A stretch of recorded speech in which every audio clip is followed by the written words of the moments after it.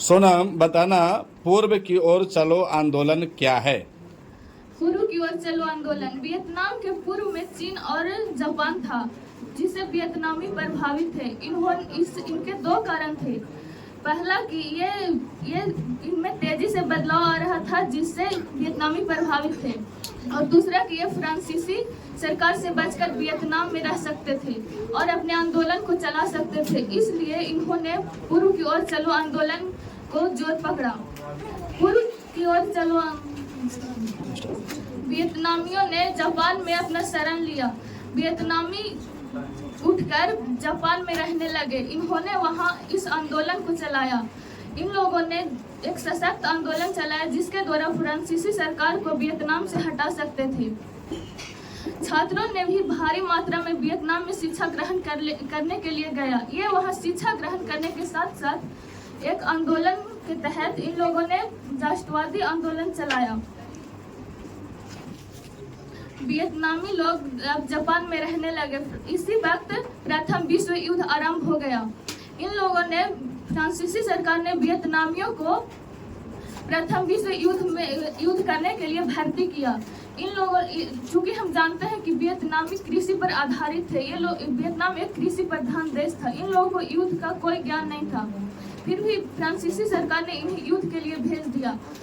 इसलिए प्रथम विश्व युद्ध में भारी संख्या में वियतनामियों की मौत हो गई।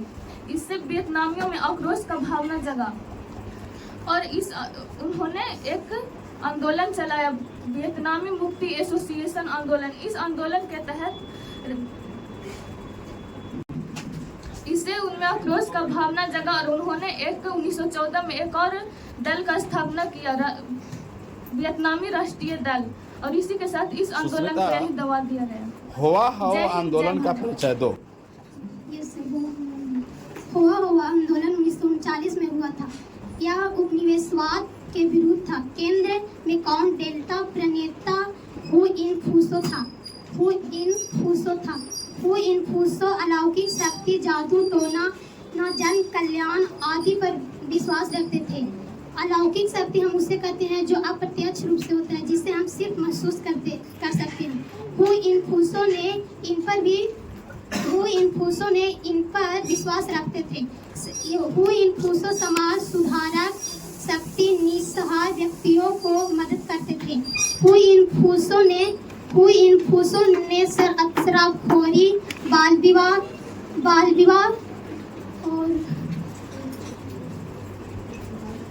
विवाह, फिजूल खर्च आदि के विरोधी थे। समाज पर इनका व्यापक प्रभाव था। फ्रांसीसी सरकार ने हु इन फूसो को पागल घोषित कर इसे जेल में डाल दिए। इससे जनता का प्रभाव बढ़ता चला गया। फ्रांसीसी सरकार ने अपने देश से 5 डॉक्टरों को बुलाया और इसे पागल घोषित करने को कहा, लेकिन ठीक इसका उल्टा हुआ। 1941 में डॉक्टर भी आए, लेकिन हु इन फूसो को डॉक्टरों ने पागल घोषित ना करके ठीक बहुत अच्छा घोषित कर दिए। डॉक्टरों ने उसके हु इन फूसो को अच्छा समझ के उनको अच्छा घोषित कर दिए थे, और फिर उनके अनुयायी बन गए थे। काजल, तुम बताना स्कॉलर रिवोल्ट क्या है? स्कॉलर रिवोल्ट एक विद्वानी का विरोध है। ये 1868 ईस्वी में हुआ था। 1804 ईस्वी में हुआ था। ठीक है। सेक्शन आंदोलन था। इस सेक्शन आंदोलन हुआ था। इसका प्रभाव सार्वजनिक नियोजन और हफ्तानी पर पड़ा था। इसका हजारियों ईसाइयों धर्म और प्रचार को मार डाला गया था। तो सरकार ने लास्ट में विरोधों को कुचल दिया गया था। तो वियतनामी राष्ट्रवादियों ने फ्रांसीसियों को वियतनाम पर निषेध का काम किया था। स्कॉलर रिवोल्ट एक विद्वानों का विरोध था। यह 1868 ईस्वी में हुआ था। ईसाइयों धर्मों का एक सेक्शन आंदोलन हुआ था। इसका प्रभाव सार्वजनिक नियोजन और हफ्ते पर प्रभाव पड़ा था। ईसाइयों हजारियों धर्म नाम प्रचार का मार डाला गया था। तो सरकार ने विरोधों को अंत में कुचल दिया गया था और कुचलने के बाद स्कॉलर रिवार्डर ने वियतनामी और राष्ट्रवादियों को फ्रांसीसी में परिवर्तित का काम करने के क्या है? माइली हत्याकांड ये 1968 ईस्वी में दक्षिणी वियतनाम के एक माइली नामक गांव में हुआ था। इसमें अमेरिकी सैनिक द्वारा इस पूरे माइली गांव को चारों ओर से घेर लिया गया था और इसमें जितना भी उस माइली में पुरुष उपस्थित थे उन सारे पुरुषों को गोली से या किसी भी प्रकार से उनकी हत्या कर दी गई थी। उस टाइम सिर्फ पुरुषों की हत्या की गई थी और उसमें एक वृद्ध व्यक्ति थे जो इतना सब कुछ देखने के बाद अचेत अवस्था में पड़ गए थे, लेकिन वो ये सब समझ सकते थे कि हो क्या रहा है और सैनिकों ने उन पे उतना ध्यान नहीं दे पाए क्योंकि वो वृद्ध भी थे। और इतना सब पुरुषों को मारने के बाद अमेरिकी सैनिक जो थे वो वहाँ के महिलाओं और बच्चियों के साथ शारीरिक सामूहिक दुष्कर्म किए और इस दुष्कर्म के दौरान वहाँ के महिलाओं और बच्चियों की मृत्यु हो जाया करती थी। इतना सब करने के बाद भी उनका मन नहीं भरा तो वो लोग उस पूरे माइलिन गांव में आग लगा दिए और आग लगाने के बाद वहां से वो लोग चले गए। इतना सब घटने के दौरान भी वो वृद्ध व्यक्ति जिंदा बचे और वो फिर उस गांव से निकल के बाहर जाके जैसे टीवी, समाचार पत्र आदि ऐसे मतलब सुविधाओं से जनता को बताए कि हमारे माइलिन गांव में ऐसा ऐसा काम हुआ है।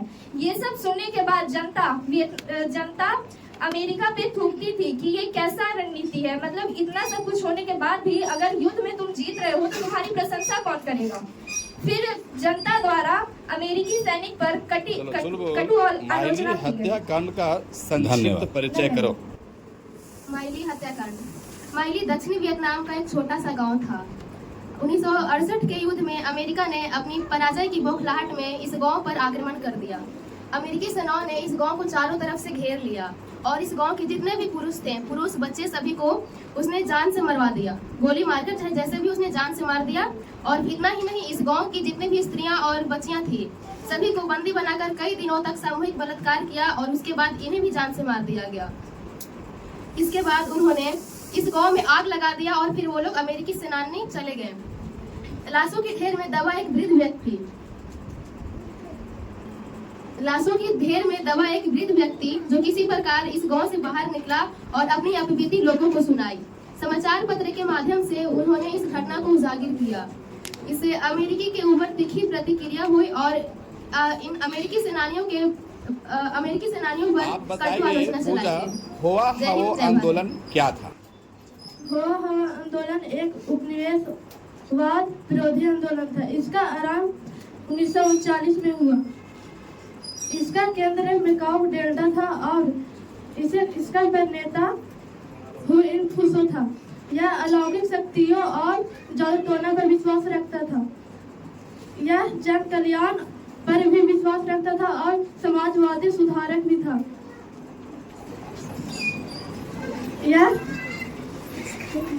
यह फिजूल खर्ची और शराबखोरी, बालिका वधुओं को विरोध भी करता था। यह गरीब और निसहाय लोगों को मदद भी करता था। इस पर जनता पर व्यापक प्रभाव पड़ा। जब अमेरिका वाला को पता चला कि इन खुशों व्यापक प्रभाव पर चला जा रहा है तब इसे पागल घोषित करने के लिए डॉक्टरों को भेजा गया था 1943 में।